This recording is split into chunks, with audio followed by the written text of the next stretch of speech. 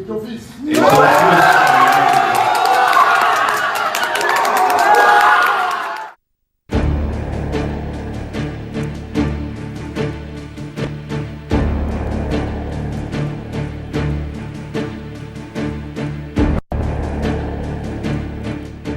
Ce que vous appelez cabale vient de ceux qui s'opposent à lui, et parmi ceux qui s'opposent à lui, il y a des rivaux anciens. Ces rivaux anciens ont, c'est l'ironie de l'histoire, souvent été proches de Samuel Eto'o, comme Abdourahmane Amadou Baba.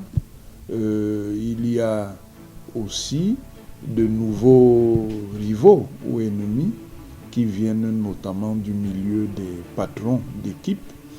Et cette coalition, en réalité, est l'expression de la maladie fondamentale du football camerounais, qui est le syndrome du factionnalisme. Depuis plus de 3 décennies, à la Fédération camerounaise de football, la sérénité de cette association est gênée par les luttes internes. Et ces luttes internes perturbe beaucoup la bonne gestion du football camerounais. On a, avec Samuel Eto'o fils, un nouvel épisode de ces luttes.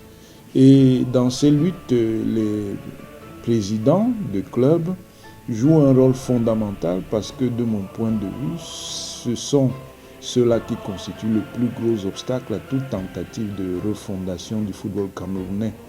Ayant été président de la commission d'homologation et de discipline de la Ligue de football professionnel, j'ai eu effectivement l'occasion de voir combien ces acteurs-là pouvaient gêner toute tentative de réforme ou de modernisation du football camerounais parce qu'ils refusent en réalité de mettre en place les changements dont le football camerounais a besoin. Cela se voit, et particulièrement dans la manière de gérer les appuis qui leur sont accordés, soit par la Fédération camerounaise de football, soit par le gouvernement lui-même à travers la subvention allouée aux clubs d'élite, que ce soit les clubs d'élite 1 ou d'élite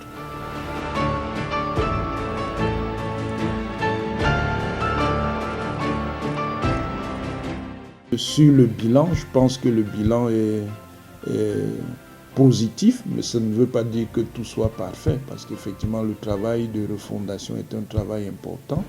Pourquoi il est positif? Parce que Samuel Eto'o montre une certaine volonté, mais il se heurte aussi, et c'est ça le paradoxe, à ceux-là même qui sont ses alliés et qui ne veulent pas abandonner les mauvaises habitudes. Ces mauvaises habitudes sont implantées d'abord à la fédération, c'est pour ça qu'il est difficile de les déraciner. D'ailleurs, les nouveaux contestateurs de la fédération viennent de ceux-là même qui ont accompagné Samuel Eto'o, dont on voit que parmi ses soutiens, tout le monde n'est pas nécessairement favorable à une modernisation du football. Il y a un effort de remobilisation. Cet effort de remobilisation se traduit par un enthousiasme retrouvé pour les compétitions, notamment certaines séquences de compétitions comme les playoffs qui viennent clôturer le championnat, comme les interpools. On regagne en ferveur et en entrain populaire. Il y a l'effort de relever l'appui que la fédération apporte aux différentes équipes, même si cela fait l'objet de lectures contradictoires entre Samuel Eto'o et puis certains présidents de fédération. Il y a la volonté de remettre effectivement, et c'est là où précisément on arrive au nœud du conflit, les clubs au niveau, avec le respect d'un cahier des charges exigeant.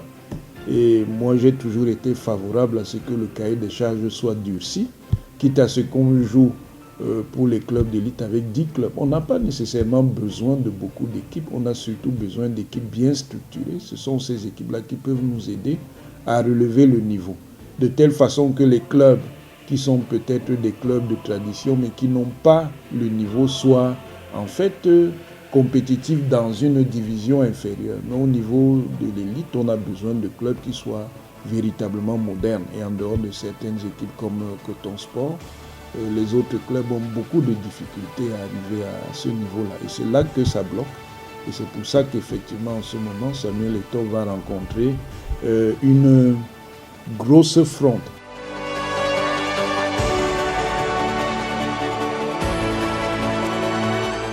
Il est important aussi qu'il cherche vraiment à dissocier le bon gré de livret, soit à l'intérieur de la fédération, soit également en tendant la main à ceux qu'il aura repérés parmi ses contestataires comme des gens qui ont une volonté de faire que les choses avancent, non seulement des gens qui sont là pour critiquer en fonction d'intérêts qui ne leur semblent pas pris en compte dans le développement actuel de la fédération.